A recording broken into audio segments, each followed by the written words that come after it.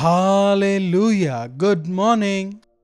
सुबह हो गई है। आज पुनरुत्थान का दिन है, रविवार। आज चर्च जाना है ना। रविवार का दिन सुनते ही कितने खुशी से, कितने उत्साह से, कितने चाह से चर्च जाने के लिए रेडी होना चाहिए। जब लोगों ने मुझसे कहा कि यहोवा के भवन को चलें, तब मैं आनंदित हुआ। जैसा दाऊद कहता है, क्या हम भी आनंदित होते हैं? या फिर अरे चर्च ही तो है ना, चलो इस हफ्ते नहीं अगले हफ्ते चलेंगे, चलो आप आगे चलो।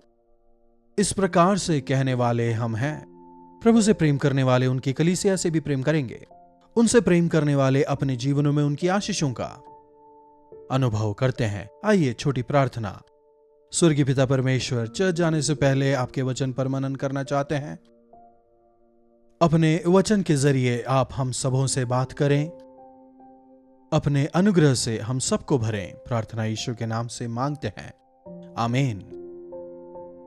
अरे चर्च जाने का क्या लाभ है? चर्च जाने के बहुत लाभ हैं, है ना। कई ऐसी कलीसियाएं आज भी हैं जो कि प्रभु की प्रार्थना को लगातार करते हैं। उतना ही नहीं, कईयों ने उसे रट लिया है। सभा के खत्म होने के बाद आशीष की प्रार्थना के पहले सब लोग मिलकर, हे हमारे स्वर्गीय पिता, आप जो आसमान में हैं, आपका राज्य आए, जैसे आपकी इच्छा स्वर्ग में पूरी होती है, पृथ्वी पर भी पूरी हो जाए। हमारे दिन भर की रोटी आज हमें दें, जैसे हम हमारे अपराधियों को क्षमा करते हैं, हमारे भी अपराध आप क्षमा करें। हमें हर बुराई से बचाएं, क्योंकि राज्य, महिमा और जलाल केवल आप ही का है, आमीन। क्या आपको याद है? कई लोग यह भी कहते हैं कि यह तो केवल एक सांस्कृतिक प्रार्थना है, इसकी कोई आवश्यकता नहीं। कुछ लोग संस्कार हो चाहे जो कुछ, विदाउट फेल इसे हमेशा कहते हैं, और कुछ लोग तो बार बार करते हैं, और कुछ लोग पुस्तक से पढ़ के भी करते हैं। हम जो कुछ करते हैं हृदय की गहराई से हमें उसे करना चाहिए। इसे प्रभु की प्रार्थना कहा गया है, लेकिन स्वर्ग जाने के बाद वहां हमें प्रार्थना की आवश्यकता नहीं होगी। वहां हम तो प्रभु के साथ ही होंगे ना, तो फिर हमें प्रार्थना की क्या आवश्यकता है?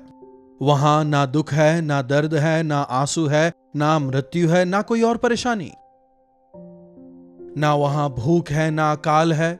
इसीलिए वहां हमें इस प्रार्थना की कोई आवश्यकता नहीं। लेकिन यहां यह सब कुछ है। खाने के लिए खाना है तो रहने के लिए घर नहीं, रहने के लिए घर है तो तबीयत बिल्कुल अच्छी नहीं। कुछ करने का अगर प्रयास करें तो विफल हो जाते हैं। हम क्या खाएं, क्या पिएं, कहां जाएं, कैसे रहें, यही हर रोज की सोच रहती है। आज दिन भर की रोटी हमें दें। जब आप प्रार्थना करते हैं तो कितने लोग ऐसे हैं जो विश्वास करते हैं कि परमेश्वर हमें हर रोज की रोटी देंगे। उतना ही नहीं, हमें रहने के लिए घर, पहनने के लिए कपड़े, हमारी हर आवश्यकताओं को परमेश्वर पूरा करेंगे। कितने लोग मानते हैं हमारे द्वारा खाया जाने वाला प्रत्येक दाना हमें हमारे स्वर्गीय पिता देते हैं। स्वर्गीय पिता देते हैं, इसका मतलब क्या? हर रोज सुबह वे स्वर्ग से उतरकर आपका दरवाजा खटखटाकर बोरी बाहर रख के जाते हैं? क्या ऐसा सोचते हैं? जी नहीं। लेकिन प्रभु मनुष्यों के द्वारा हमारी मदद करवाते हैं। अगर आप गवर्नमेंट सर्वेंट है तो शायद गवर्नमेंट के द्वारा, आपके फ्रेंड्स द्वारा, या मां बाप द्वारा, या परिवार वालों द्वारा, किसी तरह से प्रभु हमारी जरूरतों को पूरा करते हैं। लेकिन जो सोर्स है वे ही हैं। बीते समयों में एमओ आया करता था ना, मनी ऑर्डर। आजकल तो सब कुछ गूगल पे हो गया, फोन पे वगैरह हो गया, है ना। बीते दिनों में जब मनी ऑर्डर करते थे, हमारे पास पहुंचने में 3 दिन लगते थे। पोस्टमैन आकर एमओ आया है कहता था तो बहुत खुश होते थे। हम उसमें साइन करते थे, वो हमें पैसा देता था। लेकिन पैसा हमें पोस्टमैन ने नहीं दिया ना। भेजने वाले शायद हमारे पिता हों या फिर मां। उन्होंने जो पैसा भेजा पोस्टमैन ने आकर दिया। वैसे ही हमारी जरूरतों को पूरा करने के लिए परमेश्वर कई लोगों का इस्तेमाल पोस्टमैन की तरह करते हैं। इसीलिए मुझे पैसा इसने दिया, मेरी जरूरतों को पूरा उसने किया, मेरा दोस्त ही मेरा सब कुछ है। परमेश्वर को भूल के उनके पीछे आप कभी ना जाएं। समझ रहे हैं ना? परमेश्वर विभिन्न तरीकों से हमारी जरूरतों को पूरा करवाते हैं। और हमारे आवश्यकताओं की पूर्ति केवल परमेश्वर की वजह से ही हुई है, इस बात को कभी ना भूलें। बाइबल में जब एलिया भविष्यवक्ता को अकाल के समय में कौवे खाना लाकर दिया करते थे, कहां से लाकर देते थे? कौन से बेकरी से लेकर आए थे? कौन से होटल से आया था? वहां कुछ नहीं था। मैंने एक कौवे को तेरे विषय आज्ञा दी है, सुबह और शाम एकदम फ्रेश सैंडविच लाकर तुझे देगा, तुझे रोटी और मांस वो लाकर देगा। हर रोज एलिया उसका इंतजार करता था, एक दिन अरे ये कौवा आएगा कि नहीं। कौवा भोजन लाके देने का जरिया जरूर था, लेकिन प्रोवाइड करवाने वाले परमेश्वर थे। आप कभी भी किसी सांसारिक स्रोत पर पूरी तरह आधारित नहीं हो जाएं। मेरा दोस्त है ना, मदद करेगा, परिवार है ना, मदद करेंगे, नौकरी है ना। आजकल हम मनुष्यों पर भरोसा कर लेते हैं, दोस्तों पर भरोसा कर लेते हैं, यहां तक कि बैंक से लोन मिलने पर हालेलुया कहने वाले लोगों को भी हम देखते हैं। प्रभु पर भरोसा करें, वे आपकी हर एक जरूरतों को पूरा करेंगे। कैसे वे पूरा करेंगे? विभिन्न तरीकों से वे यह करते हैं। यदि आप परमेश्वर की संतान हैं और अगर आप उनके खोजी हैं, पहले मेरे राज्य और धर्म की खोज कर, मतलब पहले यदि तुम मेरी खोज करो, अगर तुम मेरे लिए पहला स्थान दो, यदि तुम मुझे महिमित करोगे तो मैं तुम्हारी तमाम जरूरतों को पूरा करूंगा। प्रभु का यह वायदा है।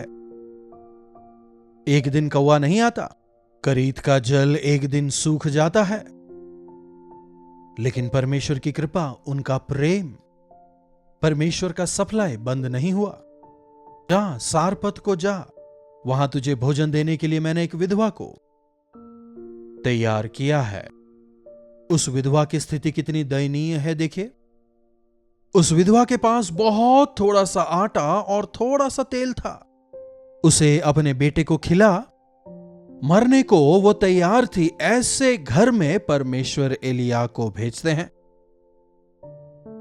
उस विधवा के पास खिलाने के लिए ज्यादा कुछ नहीं था, लेकिन जो कुछ भी था उसने एलिया को वहां खिलाया, और एक ऐसी स्थिति वहां पर उत्पन्न हुई जहां उस पूरे अकाल के दौरान उस विधवा का ना आटा खत्म हुआ, ना ही तेल।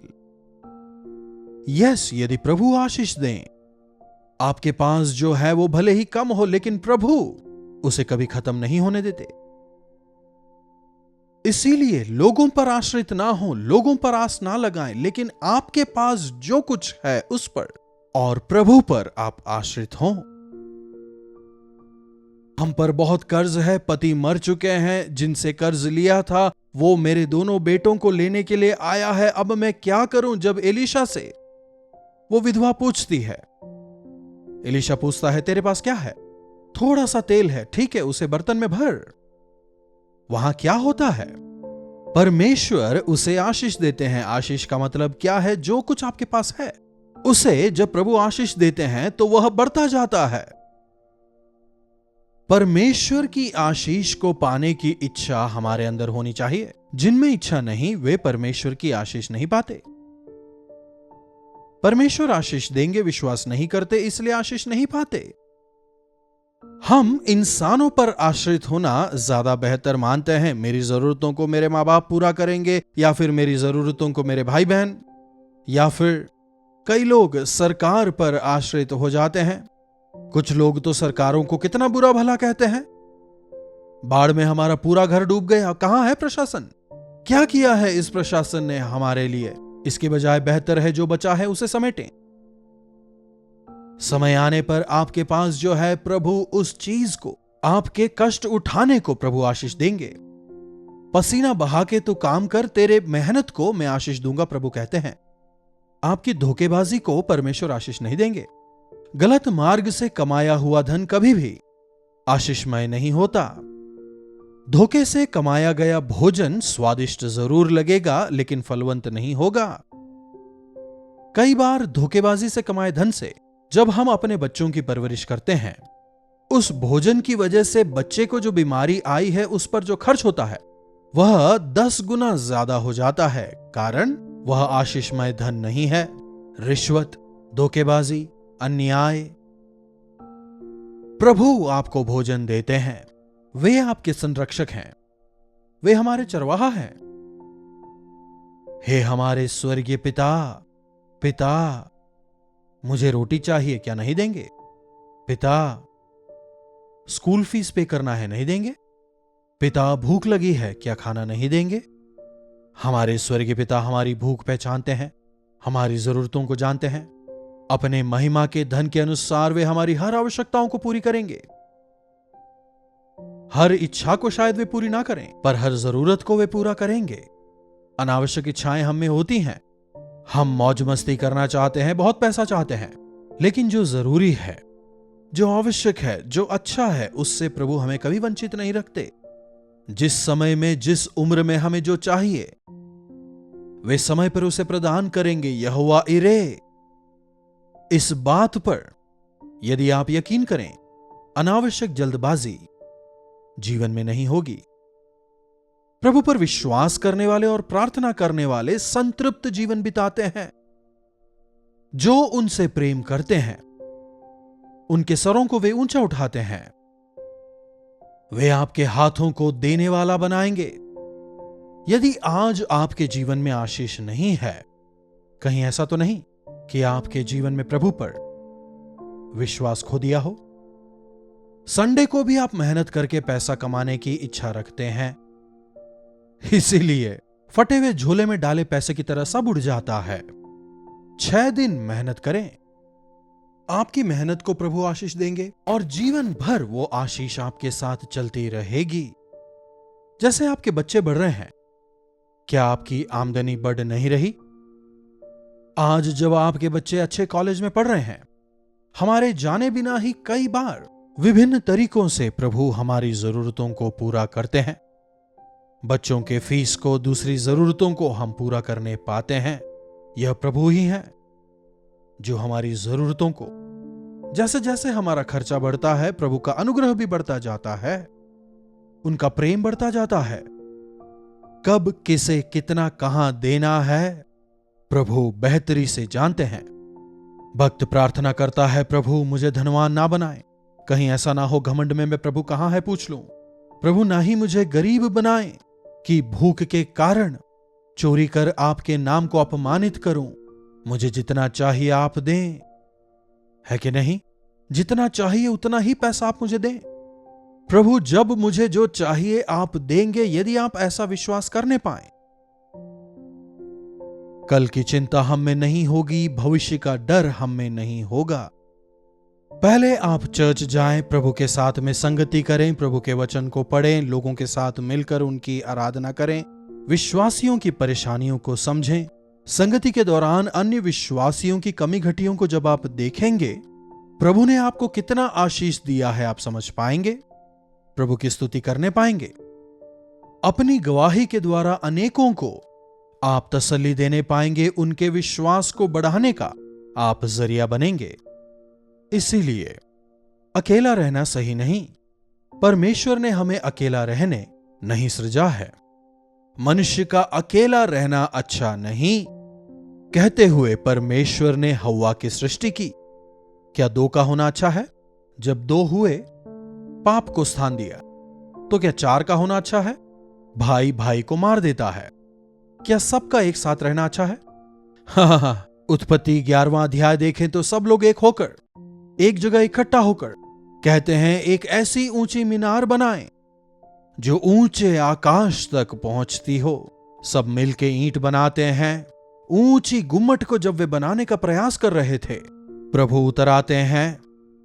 सबका एक साथ रहना ठीक नहीं कहते हुए उनकी भाषा में गड़बड़ी डालते हैं और वे सभी लोग संसार भर में फैल जाते हैं। क्यों?